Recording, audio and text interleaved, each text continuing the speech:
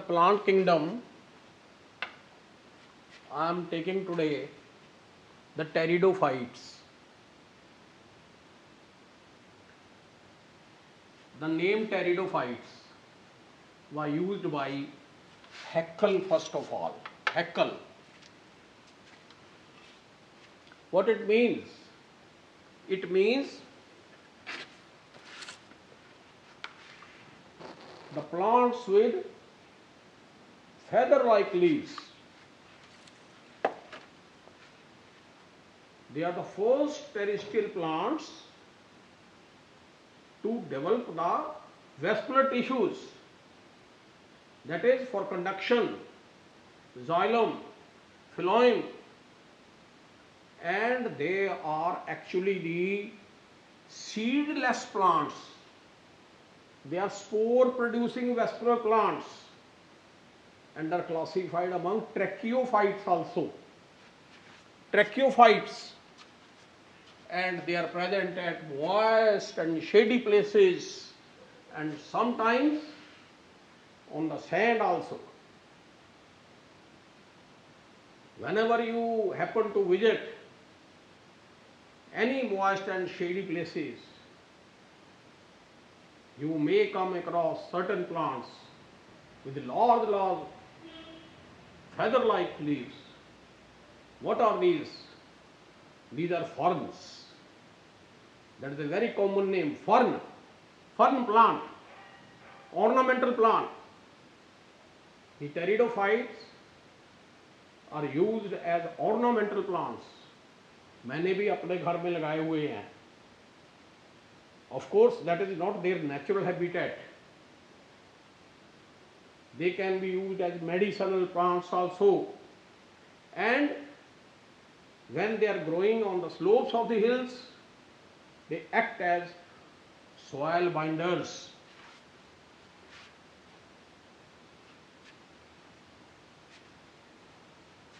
And the main phase of these plants is sporophyte. The various representatives all are shown in the diagram. You will have a view of these. The sporophyte is the dominant phase in the life cycle. Dominant means main.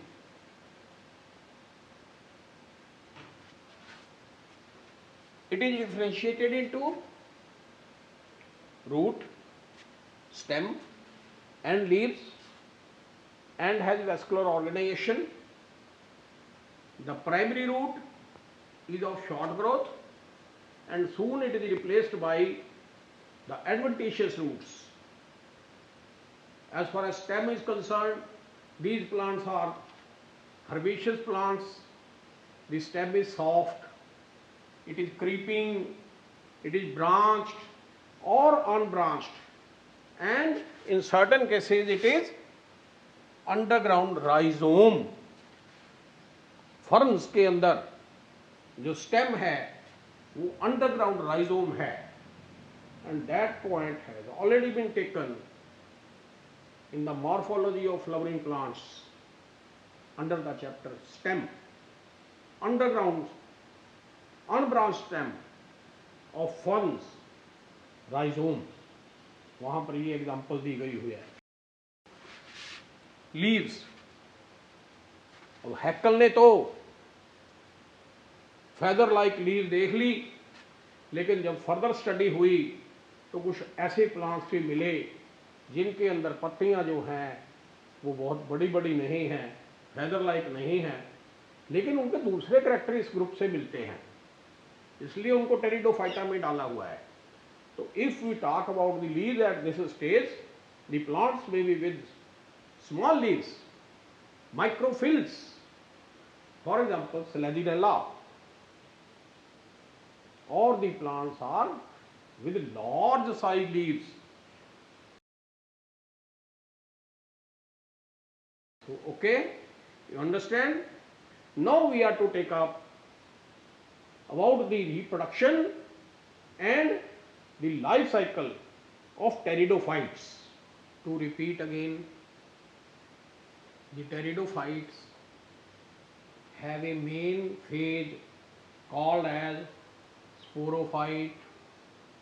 समझ आ गया होगा, ये spore produce करने वाला phase. और example हम ले रहे हैं फर्न की। क्यों एग्जाम्पल ले रहे हैं फर्न की? क्योंकि most common plant which we can get to study it. तो हालांकि टेरिडोफाइट्स के अंदर हमने मेंशन किए हैं कई तरह के प्लांट्स हैं, बड़ी पत्तियों वाले भी हैं, छोटी पत्तियों वाले भी हैं, इक्विस्टिम है, सेलेजिनेला है, ड्रायोटेरिस है, सेल्विनिया है। जैसे कि आपकी बुक में एक पेज पे चारों दिए हुए हैं। लेकिन to understand more clearly about the concept of reproduction in the pteridophytes and the life cycle, we will take up fern as an example. Fern plant के अंदर जो मेन प्लांट है वो है sporophyte. This plant with me is a sporophyte. 2N, that is with 2 sets of chromosomes.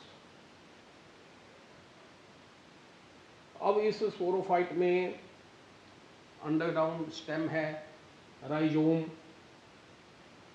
नीचे से adventitious roots निकलती हैं, ऊपर ये बड़े बड़े साइज की, बहुत बड़े बड़े साइज की पिनेटली कंपाउंड लीव्स होती हैं। और यंग लीव्स, जैसे कि ये देखिए यंग लीफ, इसकी टिप ऊपर से क्वाइल होती है ताकि ग्रोइंग पॉइंट को प्रोटेक्ट किया जाए। तो थोड़ी सी इसकी मॉर्फोलॉजी हमने इतनी करनी है। उसके बाद मेन पॉइंट पर आते हैं कि if you are able to mark over here, इस डायग्राम के अंदर आपको फर्टाइल छोटे छोटे स्पॉट से मिलते हैं। This whole is the leaf, these are the pinnae और the leaflets. So on the leaflets during certain months of the year ये डार्क ब्राउन से स्पॉट आपको मिलेंगे। सबसे पहला पॉइंट ये है। सो ऐसी पत्तियां जो ये डार्क स्पॉट्स को बियर करती हैं उनको बोलते हैं sporophyll. Sporophyll that is spore पैदा करने वाली पत्ती, स्पोरोफिल। अब यदि ये स्पोरोफिल को हम स्टडी करें थोड़ा ब्रीफली, लेट अस से आउटलाइन मैं बना रहा हूं। ये क्या है रफली, what is this? This is a sporophyll. One, this leaflet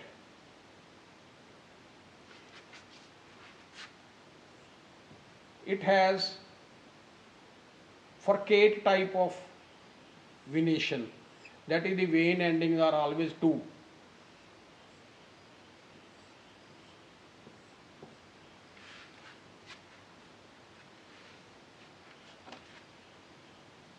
dorsal side, ventral side. Ventral side पर क्या दिखेंगे? Yellow to brown coloured dark spots दिखेंगे। कभी देखने की कोशिश करना, यहां पर आपको डार्क ब्राउन स्पॉट्स मिलेंगे।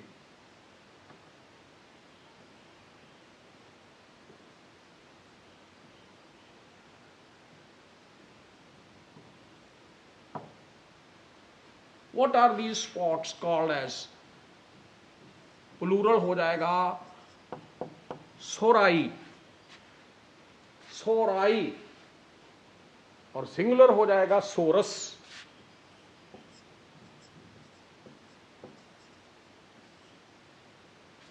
और सोरस क्या है? एक ग्रुप है, जैसे हम कहते हैं heard of sheep, that is sheep का इकट्ठ। तो यहां पर जो सोर्स है that is a group of sporangia.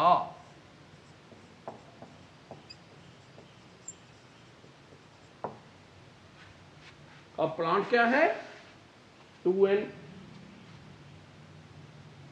और लीफ क्या है 2n, लीफलेट क्या है 2n, और उसके ऊपर सोरस 2n। जितनी देर तक मेयोसिस नहीं होती सब कुछ 2n बोलना है आपने। और स्पोरेंजियम के अंदर क्या होंगे स्पोर मदर सेल, ये देखिए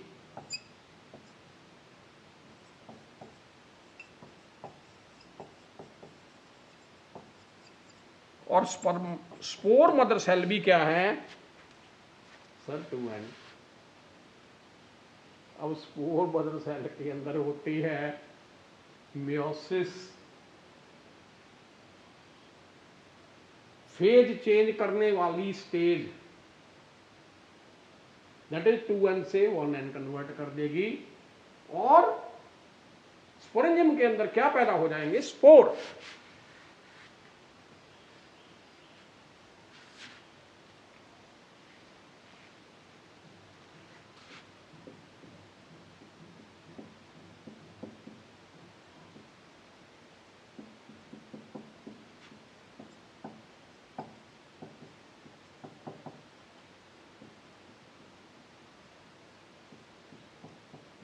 स्पोर क्या है 1n। अब जब स्पोर पैदा हो गए तो इसका मतलब प्लांट के अंदर जो फेज है वो चेंज हो गया, that is 2n to 1n आ गया। स्पोर कुछ देर तक स्पोरेंजियम के अंदर रहेंगे और जब मैच्योर हो जाएंगे स्पोरेंजियम क्या कर जाएगा बर्स्ट कर जाएगा, दहिस कर जाएगा, और क्या निकलेंगे बाहर microscopic unicellular structures called spores. They are 1n because they have one set of chromosomes. अब स्पोर क्या करेगा, स्पोर मॉइस्ट सॉइल पे जर्मिनेट करेगा और नया phase second phase in the life cycle शुरू करेगा।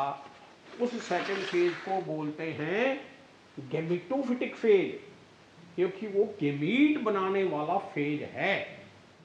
Now the gamete producing phase और the gametophyte is represented by reduced very small, I am using the word reduced, that is very small।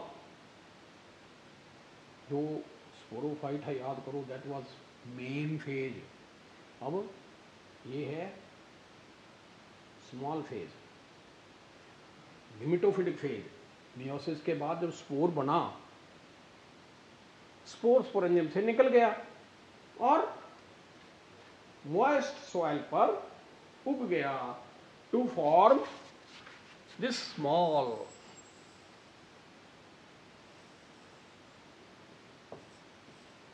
heart shaped structure, heart shaped structure, reduced of course, green, independent, autotrophic। Sir फिर तो वो अलग plant बन गया, नहीं वो अलग plant नहीं है। यदि आप फर्न्स के स्पोर लेके उनको कल्चर करके ग्रो करने की कोशिश करेंगे तो वहाँ पर ये गैमेटोफाइट आपको जरूर मिलेंगे। तो वो पता चलता है कि फर्न्स के स्पोर से ये बनता है। तो फर्न की लाइफ साइकिल का ही एक पार्ट है। मियोसिस जब हो जाती है स्पोर बन जाते हैं, स्पोर मॉइस्ट सॉइल पे गिर जाते हैं, तो फिर ये इंडिपेंडेंट स्ट्रक्चर अराइज होता है। इसको बोलते हैं prothallus, prothallus that is reduced gametophyte. Prothallus term is used for the reduced gametophyte of ferns generally, और ये क्वेश्चन भी इम्पॉर्टेंट है। अब जैसा कि मैंने बताया है ये इंडिपेंडेंट है, ग्रीन है, ऑटोट्रॉफिक है, फ्लैट है। सो ये आप सारी इसके बारे में शब्दावली यूज करते जाओ आराम से। फ्री लिविंग है, इंडिपेंडेंट है, क्योंकि आगे जाकर हम देखेंगे जिम्नोस्पर्म्स के अंदर कि ये फ्री लिविंग नहीं रहेगा। यहां पर ये फ्री लिविंग है, प्लीज इसको मार्क करके रखो। और इसको क्यों बोलते हैं गमीटोफाइट? क्योंकि ये गमीट प्रोड्यूसिंग है, गमीट प्रोड्यूसिंग। अब इनके जो गमीट्स हैं वो सेक्स ऑर्गन्स के अंदर बनते हैं। फॉर्म्स के अंदर एक ही तरह के स्पोर हैं और उससे ये प्रोथैलस बन जाएगी। दिस प्रोथैलस और the gametophyte, it will bear both the types of sex organs, that is it will bear these flask shaped structures, archegonia over here and the small globular structures, antheridia. What are these? These are archegonia, these are female sex organs, and these antheridia are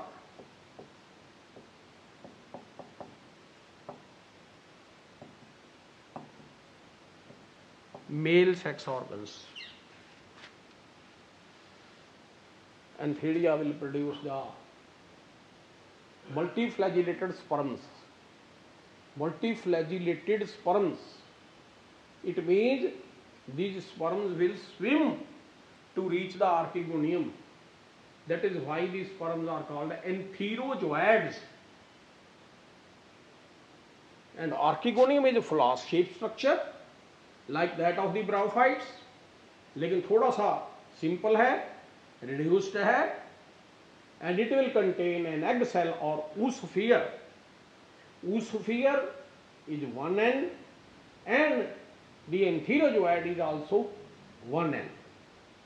अब देखने वाली बात ये है कि कहाँ मिलनी चाहिए, ये प्रोथैलस कहाँ मिलनी चाहिए?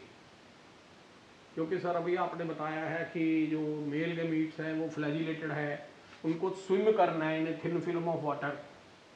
यस, यही है पॉइंट नोट करने वाला। That is why the prothallus is restricted to the damp areas, moist areas, जहां पर उनको थोड़ा थोड़ा लैंड के ऊपर तो आ गए ये pteridophytes, first terrestrial vascular plants बोल दिया, लेकिन फिर भी इनको रहना पड़ेगा कहां पर? जहां पर मॉइस्चर है, जहां पर सॉइल के ऊपर थोड़ी थोड़ी नमी है। क्यों? क्योंकि उस थिन फिल्म ऑफ वाटर में स्विम कर करके आर्किगोनिया के अंदर एंथीरोजोइड पहुंचेंगे और फिर हो जाएगी फर्टिलाइजेशन। जब एक बार फर्टिलाइजेशन हो गई तो आर्किगोनियम के अंदर फर्टिलाइजेशन, ठीक है ना? ये याद करोगे ना, आर्किगोनियम के अंदर इंटरनल फर्टिलाइजेशन, और फिर 2N स्ट्रक्चर बन जाएगा जिसको बोलते हैं oospore और जाइगोट। oospore और जाइगोट से एम्ब्रियो डेवलप करेगी। एम्ब्रियो कुछ देर के लिए गेमेटोफाइट से न्यूट्रिशन लेगी, बाद में वो अपनी जड़ें बना लेगी, पत्ते बना लेगी, and it will grow as independent fern plant. बिल्कुल सीड नहीं बनता। So they are called as spore producing vascular plants और सीडलेस वेस्कुलर प्लांट्स। यहां तक करने के बाद अब आपको मैं दोबारा समझाता हूं इनका लाइफ साइकिल। लाइफ साइकिल में जैसे कि आपने देखा 2 फेज हैं। एक मेन फेज है जो स्पोर पैदा करता है, दैट इज डिप्लॉयड। उसके अंदर मेयोसिस होती है जब स्पोर बनते हैं, और स्पोर से शुरू होता है हैप्लॉयड फेज, और स्पोर उठ के बनाते हैं रिड्यूस्ड इंडिपेंडेंट प्रोथैलस और गमीटोफाइट। और गमीटोफाइट बियर करता है सेक्स ऑर्गन्स। सेक्स ऑर्गन में पैदा होते हैं गैमीट्स। मॉइस्चर की जरूरत है, वाटर इज नीडेड, और तैर के वो चले जाते हैं स्पर्म्स, और एक स्पर्म एक एग से फ्यूज कर जाता है, बन जाता है जाइगोट। जाइगोट से एम्ब्रियो। बिल्कुल सीधा है। जब जाइगोट बन गया तो 2N फेज दोबारा फिर शुरू हो गया। जाइगोट से एम्ब्रियो, एम्ब्रियो से प्लांट। इसका मतलब सीधी सी बात है, प्लांट के अंदर 2 फेज हैं, दोनों रिप्रेजेंटेड हैं by the multi cellular stages. जो स्पोरोफाइट है वो डोमिनेंट है, और जो गमीटोफाइट है वो रिड्यूस्ड है। लाइफ साइकिल को बोलेंगे डिप्लोहेप्लॉन्टिक। डिप्लोहेप्लॉन्टिक लाइफ साइकिल। लाइफ साइकिल के अंदर 2 जनरेशन हैं, और दोनों ही मॉर्फोलॉजिकली बोलो सिमिलर हैं या डिसिमिलर हैं। सर वो तो एक प्लांट है, डोमिनेंट प्लांट है, ये स्मॉल रिड्यूस्ड गमीटोफाइट है, तो ये क्या हुई? हेट्रोमॉर्फिक, मॉर्फोलॉजिकली डिसिमिलर जनरेशंस हैं। तो लाइफ साइकिल के अंदर क्या है? हेट्रोमॉर्फिक अल्टरनेशन ऑफ जनरेशंस, और दोनों जनरेशंस डिस्टिंक्ट हैं, इंडिपेंडेंट है। तो ये फरन जो है बहुत बढ़िया एग्जांपल है आपके सिलेबस में, to explain you heteromorphic alternation of generations. Alternation of generation means first phase is there, that is sporophyte, उसके अंदर मेयोसिस हो जाएगी, फिर शुरू हो जाएगा second phase, that is gametophyte. Gametophyte gamete पैदा करेंगे, जब फ्यूज कर गए दोबारा फिर शुरू हो गया स्पोरोफाइट, दैट इज 2N से 1N, 1N एंड 1N, फिर 2N। So life cycle shows heteromorphic alternation of generations. अब हम करते हैं briefly. Pteridophytes are divided into 4 classes, and the first class with you is, first group with you is Psilopsida. Psilopsida, Psilotum के नाम से पड़ा है, Psilopsida. And they are the most primitive vascular plants, most primitive। और इनके कुछ साथी जैसे कि कुक्सोनिया, राहिनिया, वो तो एक्सटिंक्ट हो चुके हैं, and they are found in the fossil state only, that is the fossil pteridophytes. Cooksonia and Rhynia, और इनका लिविंग मेंबर है पचमरी हिल्स के अंदर, बहुत कॉमन है। हमारे जो सर हैं ना, वो पचमरी हिल में जाया करते थे, और वहाँ पर ये साइलोटम के प्लांट्स फ्लैट करके लेके आते थे, हमको दिखाते थे जब हम स्टूडेंट थे। तो आपको तो हम थोड़ी सी पिक्चर ही दिखा पाएंगे कि ये साइलोटम है क्या। Actually it is A leafless plant, very simple plant, और इसके अंदर स्टेम जो है वो ग्रीन है। थोड़ा सा बस इसका नाम याद कर लो, साइलोटम है। और जल्दी से दूसरे ग्रुप में आ जाओ, दैट इज लाइकोप्सिडा। अब लाइकोप्सिडा में लीव्स आ गई, लेकिन वो है small size. Lycopsida include small size member leaves, लेकिन इनके अंदर एक चेंज आई, दैट इज इनकी जो स्पोर प्रोड्यूस करने वाली फर्टाइल लीव्स, जिनको हम स्पोरोफिल बोलते हैं, वो ऐसे कॉम्पैक्ट हो गई टू फॉर्म द कोन्स और strobili. That is the sporophyll, they form the cones और द स्ट्रोबिलाई। अब लाइकोप्सिडा के अंदर आपके पास 2 मेंबर हैं, जस्ट नाम याद करना है। एक है लाइकोपोडियम जो कि होमोस्पोरस है, और एक है स्लैजिनेला जो कि हेट्रोस्पोरस है। स्लैजिनेला के बारे में मैं आपको थोड़ा सा डिटेल में लेके चलूँगा। स्लैजिनेला एक क्रीपिंग स्टेम है, मॉइस्ट शेडी प्लेसेस में मिलता है, ब्रांच्ड होता है, स्मॉल साइज लीव्स होती हैं। लेकिन इनकी लीव्स के बारे में एक पॉइंट आप नोट करेंगे, एनसीईआरटी में तो नहीं है, लेकिन थोड़ा सा एक्स्ट्रा जाकर कि इनकी लीफ के टुवार्ड्स बेस डॉर्सल साइड के ऊपर एक स्मॉल टंग शेप्ड स्ट्रक्चर है कॉल्ड एज लिग्यूल। तो पर्टिकुलरली ये इसका करेक्टर है कि लिग्यूल जो है लीफ को प्राइमोर्डियम कंडीशन में प्रोटेक्ट करता है। Ligule, the leaves of Selaginella are ligulate. और एक और पॉइंट दूंगा कि जहाँ पर इसका स्टेम ब्रांच्ड होता है, ब्रांचिंग निकलती है, वहाँ से एक लीफलेस स्ट्रक्चर अराइज होता है कॉल्ड एज राइजोफोर। अब सर ये राइजोफोर क्या आ गया, हमने तो कभी सुना ही नहीं है। So rhizophore is neither a root nor a stem, it is an organ of its own origin. और उसके लिए आप टर्म लगाएंगे organ sui generis, that is having independent origin. और जब ये राइजोफोर सॉइल को नीचे टच कर जाता है, then it bears the adventitious roots. और स्लेजिनेला हेटेरोस्पोरस प्लांट है, दैट इज दो तरह के स्पोर बनाता है। तो थोड़ा सा अब एडवांस हो रहे हैं, जिम्नोस्पर्म एंड एंजियोस्पर्म की तरफ जाएंगे, क्योंकि वो प्लांट तो एक्सक्लूसिवली हेटेरोस्पोरस है, लेकिन टेरिडोफाइटा के अंदर अब हम फाइंड आउट कर रहे हैं कि ये प्लांट हेटेरोस्पोरस है। इसके अंदर दो तरह के स्पोर बनते हैं, microspores and megaspores. Microspores are produced inside the microsporangia and the megaspores are produced inside the megasporangia, and the fertile leaves subtending them or bearing them, they will be respectively called as, जो megasporangia beer करेंगी megasporophyll and microsporangia beer करेंगी microsporophyll.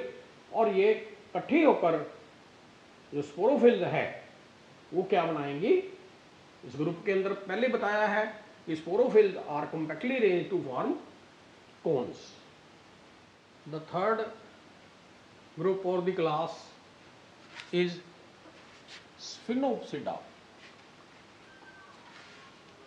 चार ही क्लासें हैं, ज़्यादा नहीं, third पे आ गए हैं, थोड़ा सा बताऊंगा। स्फिनोप्सिडा की एग्जांपल है इक्विस्टिम, और इसको बोलते हैं हॉर्स टेल। देखो बच्चों, ये जानना जरूरी है कि ये हॉर्स टेल क्या होती हैं, क्योंकि डायग्राम दी हुई है, डायग्राम से तो काम नहीं चलता, थोड़ा सा अंडरस्टैंडिंग करनी है। ये हमें जो इकोसिस्टम है, रिवर्स की जो बैंक्स हैं वहाँ पर सैंड के अंदर मिलता है। तो मैं बीएससी का स्टूडेंट था, तो मेरे को बड़ा शौक था, मैं वहाँ से ये फाइंड आउट करने के लिए जाता था। इकोसिस्टम जो है ये समवट बुशी है, थोड़ा सा बड़े साइज का होता है, पेरिनियल है, that is it lives more than 2 season, that is lives for many years। Perennial plant है, हर्बेशियस है, समवट बुशी है, और इसके अंदर जो स्टेम है वो दो प्रकार का है। एनसीईआरटी में डायग्राम बनाई हुई है, एक ऐसे डायग्राम बनाई है, दैट इज अंडरग्राउंड राइजोम, और दूसरा है अंडरग्राउंड राइजोम से ऊपर को निकलती है, दैट इज एरियल। और जो एरियल है उसके ऊपर है nodes and internodes, and that gives jointed appearance, jointed with jointed stem. Jointed शब्द जो है ये हाईलाइट करना आपने, और उस जॉइंटेड स्टेम के ऊपर जो नोड है वहां पर निकलते हैं whorls of the reduced leaves called scale leaves and the branches। थोड़े स्ट्रक्चर को ऐसे देखेंगे आपको लगेगा कि हॉर्स की टेल की जैसा है, और इसका नाम दे दिया हॉर्स टेल्स। और जो फर्टाइल ब्रांचेज होती हैं they bear terminally the strobili. Strobili means the cones, और उनके अंदर पैदा होते हैं स्पोर्स, और all the spores are alike. So Equisetum is homosporous. अब 2 पॉइंट जो है वो मैं ज़रूर बताना चाहता हूँ। एक तो ये है कि इसको स्काउरिंग रश भी बोलते हैं। क्यों? क्योंकि इसके ऊपर सिलिका होता है डिपॉजिट, इसके अंदर रिजीज होती हैं।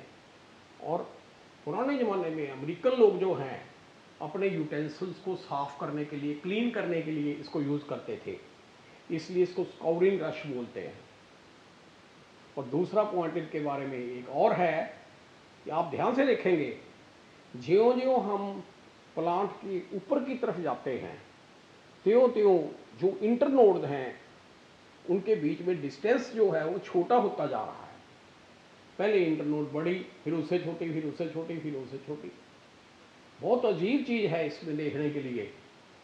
And while observing this particular point in Equisetum, John Napier got inspired to devise certain logarithmic principles. ये याद रखने वाला पॉइंट है, इंटरेस्टिंग पॉइंट है।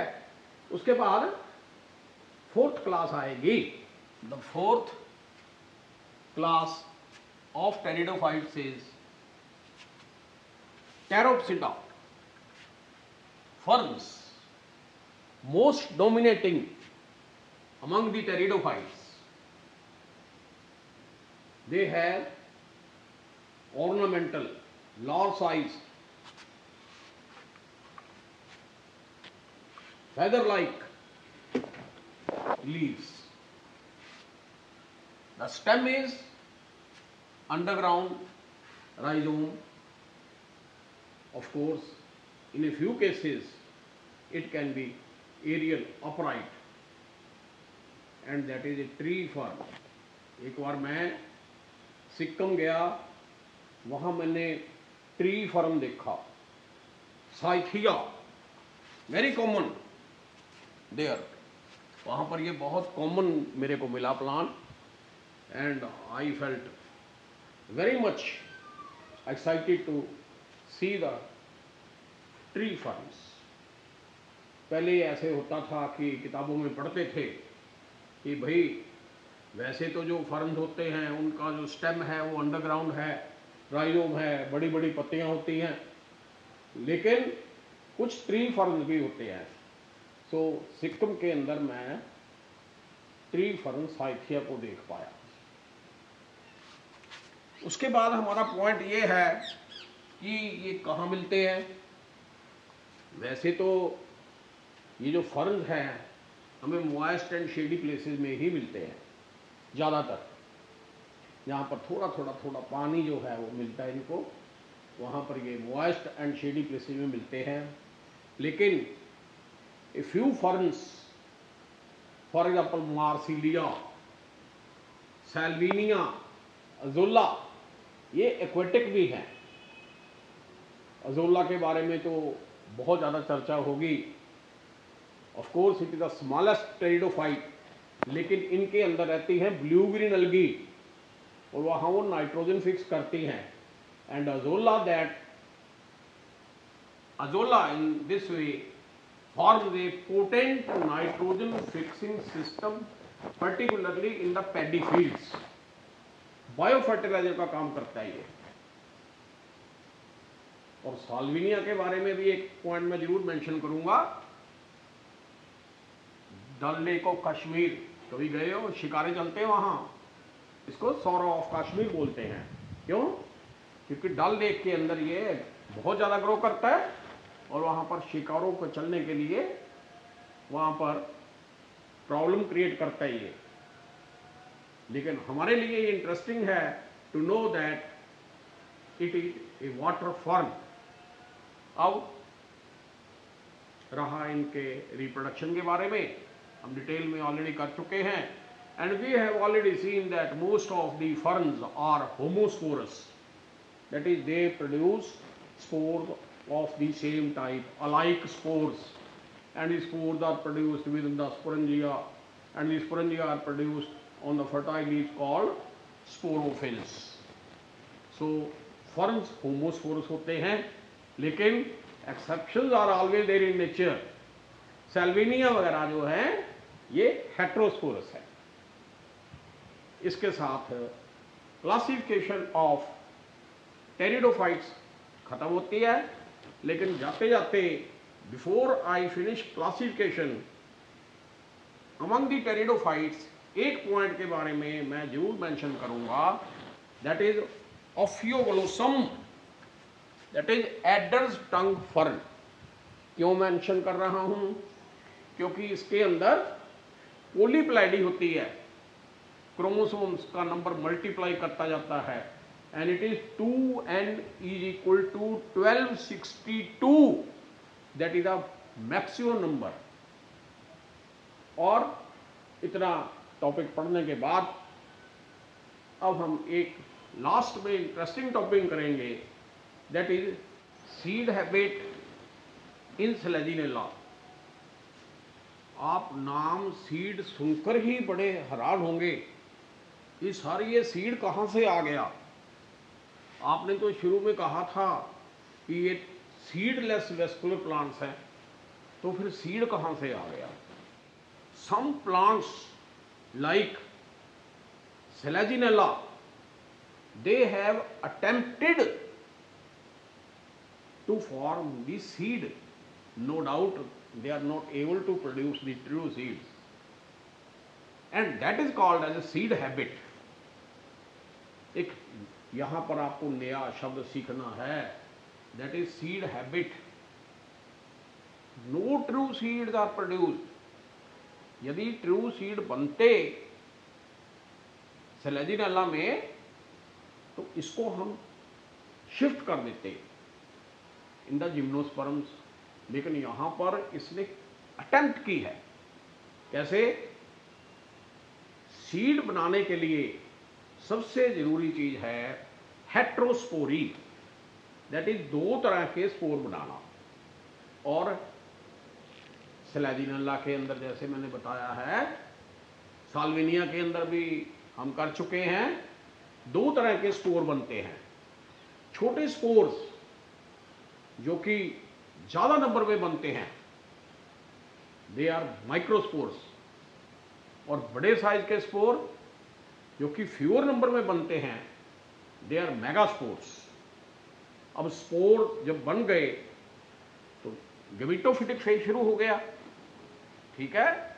माइक्रोस्पोर मेल गमीटोफाइट बनाएंगे, मेगास्पोर फीमेल गमीटोफाइट बनाएगा, और ये स्पोर स्पोरेंजिया के अंदर बन के जमीन पे गिर जाएंगे और वहां पर मेल गमीटोफाइट और फीमेल गमीटोफाइट बन जाएगा।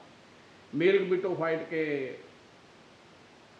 अंदर बनेंगे एंथ्रीडिया, जिससे स्पर्म बनेंगे। फीमेल गमीटोफाइट बियर करेगा आर्किगोनिया, जिसमें एग होंगे। स्पर्म थिन फिल्म वाटर में तैर के एग के पास पहुंच जाएंगे, फर्टिलाइजेशन होएगी, जाइगोट बन जाएगा, जाइगोट से एम्ब्रियो, एम्ब्रियो से प्लांट। ये तो है सिंपल स्टोरी। लेकिन सेलेजिनेला की कुछ स्पीशीज के अंदर, फॉर एग्जांपल सेलेजिनेला रुपेस्ट्रिस के अंदर, सेलेजिनेला एपस के अंदर, जो number of functional megaspore mother cell है वो एक रह जाता है, just like the seed plants. उसमें मेयोसिस हो जाती है और 4 मेगास्पोर्स बन जाते हैं। ये 4 मेगास्पोर्स, 4 में से देखा गया है कि 3 डीजनरेट हो जाते हैं और एक ही फंक्शन रह जाता है। और उधर माइक्रोस्पोरेंजियम में काफी सारे माइक्रोस्पोर बन जाते हैं, माइक्रोस्पोरेंजियम फट जाता है। लेकिन यहां मेगास्पोरेंजियम डहिस नहीं होता, और जो मेगास्पोर है वो मेगास्पोरेंजियम के अंदर ही रहता है, और वहां पर समहाउ और दी अदर माइक्रोस्पोर पहुंच गए, वहां पर मेल गमीटोफाइट उनके अंदर डेवलप हुआ, स्पर्म बन गए, और इधर मेगास्पोर से मेगास्पोरेंजियम के अंदर, लेट अस से this is a megasporangium, this megasporangium, megasporangium के अंदर ही यहां पर ये बन गया क्या, फीमेल गमीटोफाइट।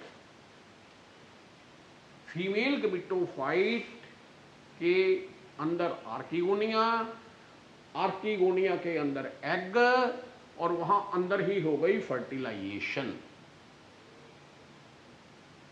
लेकिन गड़बड़ हो गई। क्या, फीमेल गमीटोफाइट मेगास्पोरेंजियम से निकल के बाहर जमीन पे गिर गया।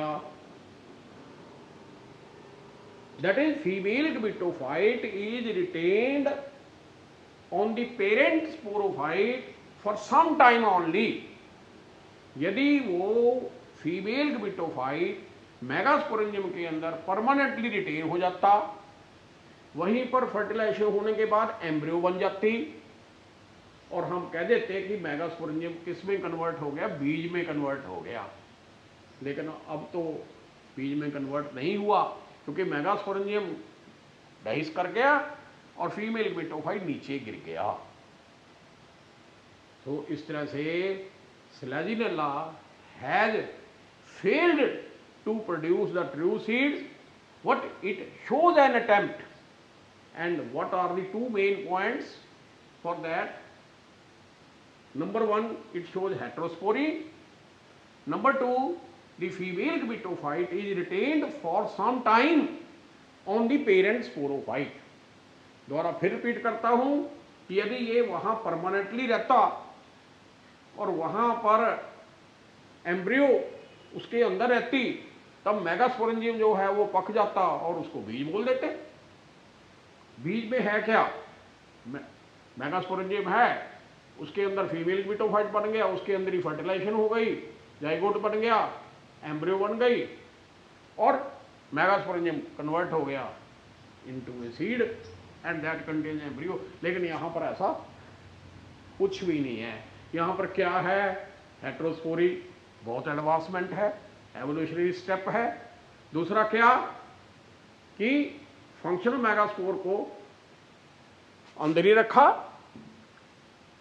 फीमेल गमीटोफाइट कुछ देर के लिए रिटेन किया, फर्टिलाइजेशन भी हुई, लेकिन फीमेल गमीटोफाइट मेगास्पोरेंजियम के फटने के बाद गिर गया, जमीन पे गिर गया। So in this way Selaginella has failed to produce true seed. What this whole phenomenon is called as seed habit in Selaginella. इसके साथ टेरिडोफाइट्स का ग्रुप जो है वो खत्म होता है, और दोबारा फिर हम उसी पॉइंट पे आ जाएंगे, that is the pteridophytes are the seedless vascular plants which produce spores. So thanks a lot.